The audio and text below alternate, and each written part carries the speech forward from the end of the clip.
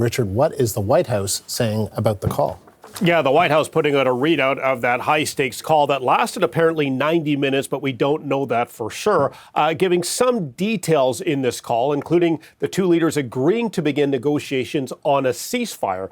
And in this readout, President Trump gives a possible framework as to the starting point. Trump says, and I'm quoting here, "The movement to peace will begin with an energy and infrastructure ceasefire." The readout says that includes a ceasefire in the Black Sea. Now, these discussions, the White House says, will begin immediately with their envoys somewhere in the Middle East, a region where the two leaders apparently agreed has a potential upside for cooperation to stop future conflict. So that may give a bit of a framework of the priorities and geographic locations and any potential ceasefire deal.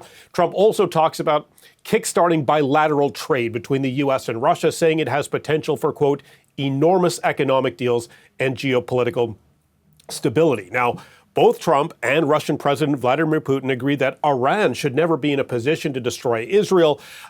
So that is an interesting development on the Middle East side, a different conflict altogether. But ahead of today's call, Trump said U.S. officials were having very serious discussions about Russia and the land that would be kept and lost. So it's unclear what concessions Russia or Ukraine is willing to accept in the potential ceasefire, but Trump has said Russia holds all the cards. So just to underscore things here, the White House says discussions will apparently get underway soon, somewhere in the Middle East, to further expand on what these two leaders have agreed upon to potentially reach a ceasefire between Russia and Ukraine.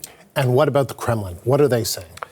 Yeah, so Russian President Vladimir Putin described the call as detailed and declared his readiness to work with the U.S. to explore ways to end the conflict. But, and there's a big but, according to the Kremlin's readout, Putin makes it clear of his conditions for a ceasefire, including his demands to stop any foreign military aid and intelligence sharing with Ukraine. Now, Putin says that is a key condition for any ceasefire resolution from his perspective. Now, as we know, the U.S. briefly stopped sharing its intelligence with Ukraine as a way to pressure them into ceasefire talks. But on points of agreement, Putin agreed that a ceasefire would initially halt strikes on energy infrastructure for a month. Putin also says a prisoner swap will be carried out between Ukraine and the Russians, 175 for 175. But the last one, perhaps, I found interesting.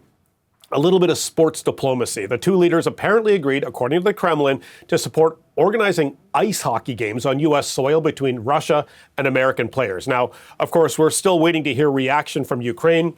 President Vladimir Zelensky nor his officials were on that call or on the table. And I want to read you something from Russia Today. This is the state media of Russia, essentially taking shots at Zelensky in this post after the phone call, saying the Trump-Putin call lasted 2.5 hours. And it went well, but the Trump meeting with Zelensky at the White House lasted less than an hour, and we saw how it ended. Draw your own conclusions. So there's an old wartime saying that if you're not at the table, you're on it. Zelensky was not at the table, but Zelensky has also said he does support a ceasefire, but warns Russia cannot be trusted to honor it. He's long demanded Ukraine be part of these negotiations. So, Andrew, we're standing by to hear or see from Zelensky on what he has to say on this latest development. And we do expect to hear from him a little later this afternoon. Yeah. Richard, thank you. The CBC's Richard Madden live in Washington.